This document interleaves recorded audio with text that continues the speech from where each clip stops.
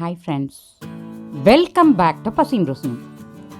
இன்றைக்கி பசீம் ருசீமில் வாழைக்காய் பயன்படுத்தி ஒரு அருமையான பக்கோடா எப்படி செய்கிறது அப்படின்னு பார்க்க போகிறோம். ரொம்ப குயிக்காக ஈஸியாக செய்யக்கூடிய இந்த ஈவினிங் டீ டைம் ஸ்நாக்ஸை கண்டிப்பாக நீங்களும் ட்ரை பண்ணி பாருங்கள். வாங்க ரெசிபிக்குள்ளே போகலாம். ஒரு வாழைக்காவை வாஷ் பண்ணி க்ளீன் பண்ணிவிட்டு தோல் நீக்கிட்டு இந்த மாதிரி துருவி எடுத்துக்கணும். இது கூட நறுக்கின பெரிய வெங்காயம் 1, நறுக்கின கருவேப்பிலை கொத்து 2, நறுக்கின பச்சை மிளகாய் 2, 1 ஸ்பூன் பிளைன் மிளகாய் தூள், தேவையான அளவு உப்பு, 1 கரண்டி கடலை மாவு, 1/4 கரண்டி அரிசி மாவு, இதெல்லாமே சேர்த்து ஜென்டிலாக அழகாக மிக்ஸ் பண்ணி விட்டுக்கணும். தண்ணி எதுவும் சேர்க்கக்கூடாது. நீங்கள் விருப்பப்பட்டால் இது கூட 4 பல் பூண்டு, 1/2 ஸ்பூன் சோம்பு வச்சு அரைச்சி சேர்த்துக்கலாம்.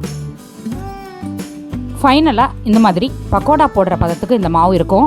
சப்போஸ் கொஞ்சம் தண்ணியாக இருந்தது அப்படின்னா நீங்கள் இன்னும் கொஞ்சம் கடலை மாவு சேர்த்துக்கலாம். பக்கோடா ஃப்ரை பண்ணுறதுக்கு தேவையான அளவு மரச்செக்கு கடலெண்ணெய் சேர்த்துக்கலாம்.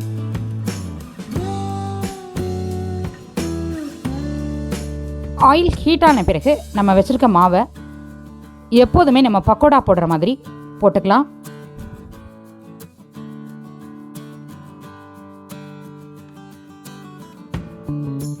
இது மாதிரி ஒவ்வொரு முறையும் கேப் விட்டு போட்டோம் அப்படின்னா ஒட்டாமல் வரும். ஏன்னா நம்ம ஆயில் எப்போதுமே கரெக்டாக வச்சு தான் ஃப்ரை பண்ணுவோம். அந்த சமயத்தில் ஒட்டுறதுக்கு வாய்ப்பு இருக்குது. அதனால் இந்த மாதிரி கேப் விட்டு போட்டுக்கோங்க.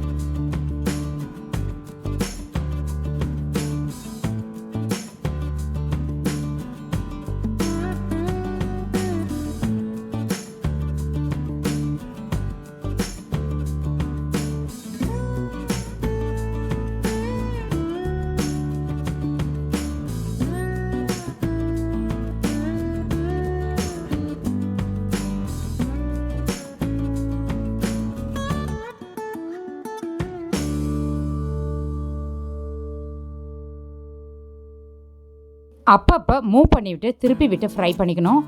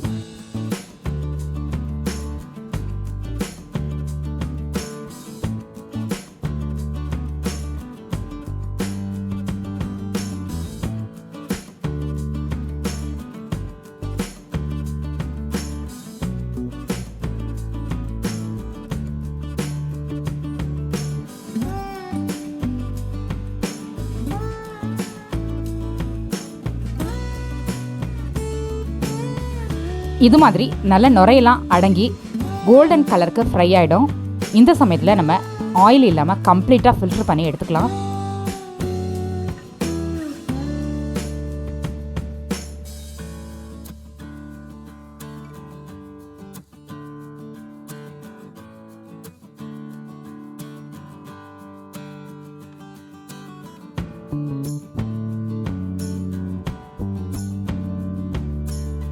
மீதம் இருக்கிற மாவையும் நம்ம இதே மாதிரி பக்கோடா போட்டு ஃப்ரை பண்ணி எடுத்துக்கலாம். நம்ம சேனலில் வாழைக்காயை பயன்படுத்தி நிறைய ரெசிபிஸ் பண்ணியிருக்கோம். அதோட லிங்க்ஸ் எல்லாம் டிஸ்கிரிப்ஷனில் கொடுக்குறேன், போய் பாருங்கள்.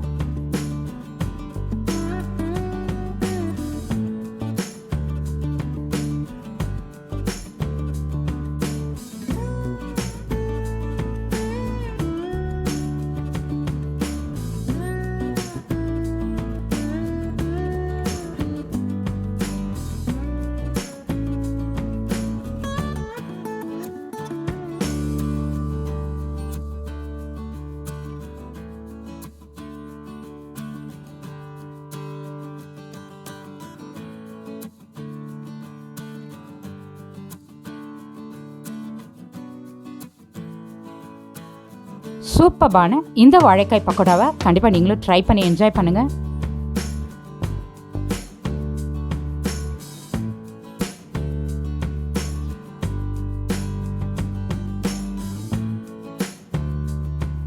இந்த வீடியோ உங்களுக்கு பிடிச்சிருந்தா லைக் பண்ணுங்கள், ஷேர் பண்ணுங்கள்.